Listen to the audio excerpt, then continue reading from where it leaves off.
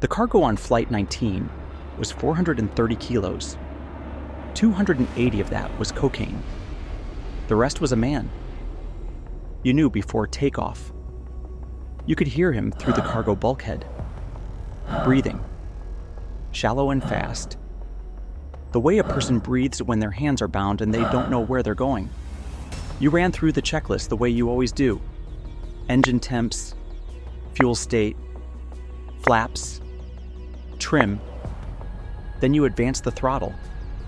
You flew 4 hours at 200 feet over the Pacific coast. You kept your eyes on the instruments. You did not look back. You landed on a strip in Sinaloa that you had landed on 11 times before. The men unloaded the cocaine. Then they unloaded the man. You never saw his face. You don't know his name. That was 8 months ago. You have not thought about that flight since. This is a skill you develop. Not forgetting. Not ignoring. Filing. There is a difference. And understanding that difference is what separates the pilots who last from the ones who don't. To understand how a person gets to the controls of Flight 19, you have to go back to the beginning. Your license is real. 17 years. Commercial certificate. Instrument rating. Multi-engine. 3,200 hours. You flew regional jets for 6 years. Same routes, different days. The kind of flying where autopilot handles most of it and you're there for emergencies that never come. Then the airline restructured. A Thursday. 4-month severance. A letter that used the word unfortunately 3 times. Charter work after that. Corporate runs. Rich men and their ranches. The income was inconsistent. The future was a number that kept getting smaller. That's when Narco called. You trained together 15 years ago. He was the best instrument pilot in your class and he knew it. You had lost touch. Then one afternoon, he called out of nowhere and said he had freelance work. High-paying. Occasional. No questions asked. And was there any chance you were interested? You said yes. 3 days later, a man named Vargas shook your hand at an aviation expo in Guadalajara and asked about your short field experience. He already knew your logbook better than you did. You didn't understand yet what that meant. The first offer is $50,000. 1 flight. Ferry an empty caravan from a private field outside Oaxaca to a strip in Chiapas. File a legitimate plan. Deviate at 40 minutes. Land. Wait 18 minutes. Depart. Return on a separate filed plan. You ask what comes back on the return. He tells you it's better not to know. You say yes. Because $50,000 is 11 months of inconsistent charter work. And your daughter starts university in September. And the mortgage has not cared about your problems since the furlough. That's how it starts. Not with a threat. With a friend's phone call and a handshake and a number that solves everything at once. The first flight is clean. Your hands are steady. You land with room to spare. 18 minutes, airborne again. You file the return plan. You land legally. You sleep 6 hours. $50,000. An account in your brother-in-law's name. You feel nothing about it. Not guilt. Not pride. Just the satisfaction of a difficult thing executed without error. You flew a plane. The rules come with the second flight. Vargas sits across from you in a hotel conference room and explains them the way a person explains safety procedures. Clearly, without emotion, as though violating them is not something he expects to happen. You don't fly above 500 feet in the corridor. There are radar gaps along the Pacific route. You will memorize them. Where to descend. Exactly how low. Exactly where to climb back up. You file a legitimate plan every time. A boring plane going somewhere boring is invisible. A plane with no plan is a plane that gets looked at. You don't carry a phone in the cockpit. 1 radio check at departure. 1 at the strip. Nothing else. You don't use the same tail number twice. The mechanics handle the changes. You don't ask about the mechanics.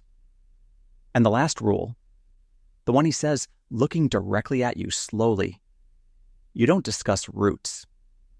Not with other pilots, not with anyone. The routes are worth more than the cargo. The cargo gets used. The routes last forever.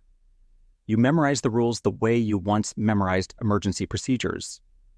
Because the consequence of forgetting them is the same. By the end of the first year, you have flown 19 flights. You know things now that no one briefed you on. You know the radar coverage gaps along the entire Pacific corridor. You know which strips can hold a fully loaded caravan in the wet season. You found 3 alternate routes on your own. Scouting flights you logged as survey work. You know faces, mechanics, handlers at 4 different strips. 2 regional coordinators by site. Vargas tells you this makes you their most valuable logistics asset. He says it like it's a compliment.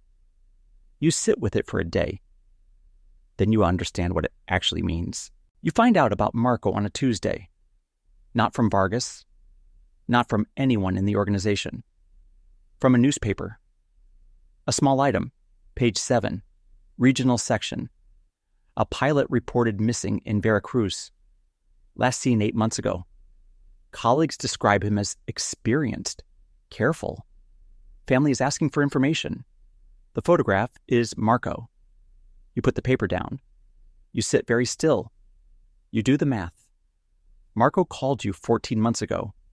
He started flying for them before that. You joined. 6 months later, Marco stopped answering his phone. You assumed he had moved on to something else. You didn't push. In this world, you don't push. But here is what you understand now. Reading a newspaper on page 7, in a hotel room in a city you won't remember. Marco didn't move on. Marco was replaced by you. He called you because Vargas asked him to find the next pilot. Someone with your exact profile. Night approaches, short fields, instrument hours. Marco gave Vargas your name, and then Marco became the previous pilot. You were recruited to replace a man who is now missing. The person who sent you here is gone, and you are still flying. 3 weeks after the newspaper, a man approaches you at a gas station outside Culiacan. Plain clothes. Calm. He shows credentials without making it obvious. DEA. He speaks quietly and quickly. They have 23 of your flight logs reconstructed from radar track data. They know 8 of the strips. They know 4 of your handlers by face. They can offer full immunity and relocation. You and your family. All he needs is cooperation and 60 days. He hands you a card. He says you have 48 hours. Then he gets in a car and drives away. You stand at the pump for a long time. You think about Marco. You think about what the newspaper didn't say about where he was found or what condition he was in or whether they found him at all. You drive home. You put the card on the table. You look at it for 6 hours. You don't call. The next morning, Vargas calls you. He says, "Good decision." Nothing else. He hangs up. You sit with the phone in your hand and understand what just happened. There was a man at the gas station who was not DEA. Or there was a tap on the agent's phone, or there is someone inside the DEA who reports to people who report to Vargas. It doesn't matter which. The result is the same. They watched you receive an exit and choose not to take it. They were testing you. You passed. But now the DEA knows your face, which means you are not just an asset anymore. You are also a target, which means they need you flying. Because a pilot who stops flying is a pilot with time to think. You burn the card. You book the next flight. Flight 26, a refueling stop in Hermosillo. You're waiting on the tarmac and Vargas calls, not unusual, operational details. At the end of the call, he says, "How is Sophia enjoying Barcelona? I heard she got the internship." You say fine. Thanks for asking. You hang up. You did not tell Vargas your daughter's name. You have never mentioned Sofia to anyone in this organization. You have never mentioned Barcelona, or the internship, or the university, or anything that connects your life in the air to your life on the ground. He said it the way you mentioned the weather, casually. No edge in his voice. No pause before or after. That's what makes it worse. That night, you call Sofia. You listen to her talk about her professor, and a restaurant she found near the university and a weekend trip she's planning. You say almost nothing. Just her name. A few times, so she knows you're there. After you hang up, you sit in the dark of a hotel room for a long time. Then you go to sleep. Because there is nothing to do with that information except file it. And because tomorrow there is a flight. It's 3:09 a.m. Different country. Different strip. 600 meters of packed earth. 3 trucks. Headlights pointed at where you need to go. You run through the checklist. Engine temps. Fuel state. Flaps at 20. Trim set. Control surfaces free and correct.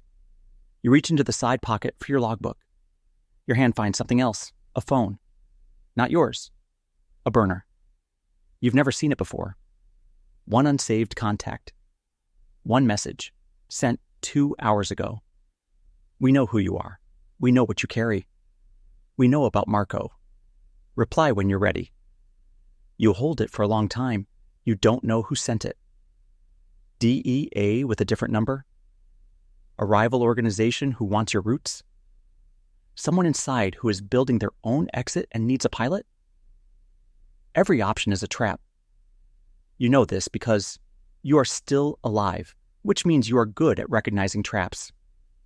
You put the phone back in the pocket, exactly where you found it. You close the pocket. 410 kilos in the hold. Weight and balance calculated. Climb gradient memorized. Strip length committed to your hands. You advance the throttle. In 40 minutes, you will be crossing the Pacific at 200 feet with the black sky above and the jungle below and nobody who knows exactly where you are. 40 minutes of silence. 40 minutes that belong entirely to you.